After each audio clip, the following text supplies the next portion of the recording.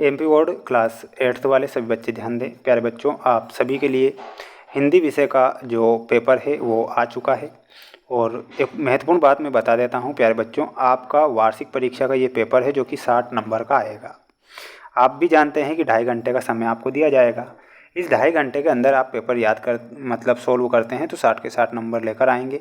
एक और बात मैं बता देता हूँ प्यारे बच्चों, पिछले वर्ष हमने बच्चों को इस वर्ष की तरह पिछले वर्ष भी पेपर बताए थे और उन बच्चों के 95% तक बनी थी, लेकिन उन बच्चों ने अच्छे से मेहनत की थी और मेरे द्वारा बनाए गए पेपर उन्होंने देखे थे।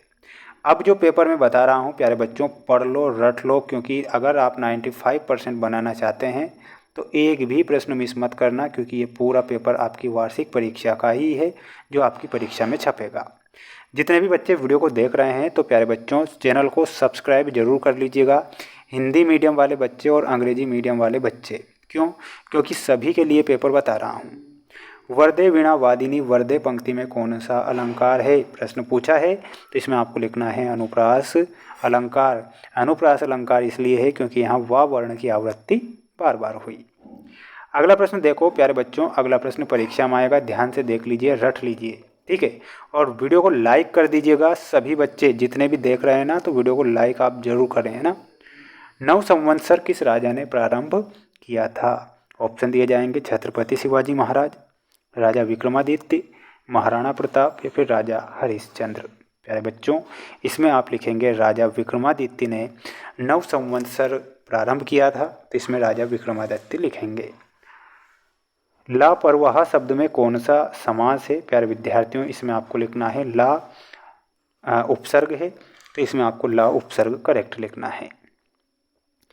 अगला प्रश्न आएगा परीक्षा में, आप ध्यान से देखो और अच्छे से याद करो, अच्छे से मेहनत करो। आर्यों के प्राचीनतम ग्रंथ को क्या कहते हैं? तो आर्यों का प्राचीनतम ग्रंथ वेद कहलाता है। गांधी जी का चिकित्सा पर विश्वास था, तो गांधी जी का प्राकृतिक चिकित्सा पद्धति पर विश्वास था, तो इसमें आपको लिखना है प्राकृतिक चिकित्सा पद्धति। अगला प्रश्न परीक्षा में आएगा, आप ध्यान से देख लो और अच्छे से आप याद कर लो। प्यारे विद्यार्थियों, पेपर अगर मैं बता रहा हूँ तो ये पेपर परीक्षा से बाहर नहीं जाएगा, याद कर लो। सेठ जी अब बच्चे को देखकर रह गए थे, तो जो सेठ जी थे बच्चे को देखकर हतप्रभ रह गए थे। हतप्रभ का शाब्दिक अर्थ होता है अचंभित हो जाना। बहा ज्योतिर्मय निर्झर, तो बहा जननी ज्योतिर्मय निर्झर, इसमें आप लिखेंगे जननी। सुरसागर की रचना किसने की थी? तो सुरसागर की रचना सूरदास ने की थी, तो इसमें सूरदास लिखेंगे। दूध सा सफ़ेद कांच में कौन सा अलंकार होता है? प्यारे विद्यार्थियों, कमेंट बॉक्स में आंसर मुझे बताना है। देखते हैं कौन विद्यार्थी यहाँ पर मुझे आंसर बताएगा। प्रार्थना की पुकार है, तो प्रार्थना जो होती है आप जानते हैं आत्मा की पुकार होती है, ठीक है, तो इसमें आप लिखेंगे आत्मा। अगला प्रश्न परीक्षा में आएगा, आप ध्यान से देख लीजिए, ये 2-2 नंबर वाले प्रश्न होंगे आपकी परीक्षा में। प्यारे विद्यार्थियों, छाप लो, रट लो, याद कर लो।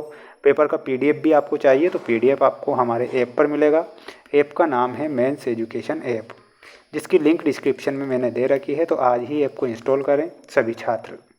प्रश्न पूछा गया है अगला, भेड़ाघाट पर नर्मदा के दोनों ओर की चट्टानें किस पत्थर की बनी हैं? तो प्यारे विद्यार्थियों, इसमें आप क्या लिखेंगे? संगमरमर पत्थर की। क्या लिखेंगे?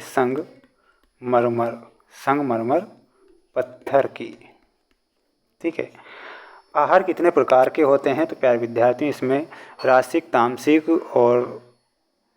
तामसिक लिखना है ना, यानी कि 3 प्रकार के आहार होते हैं।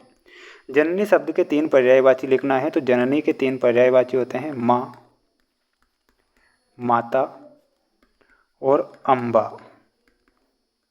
वाक्य किसे कहते हैं?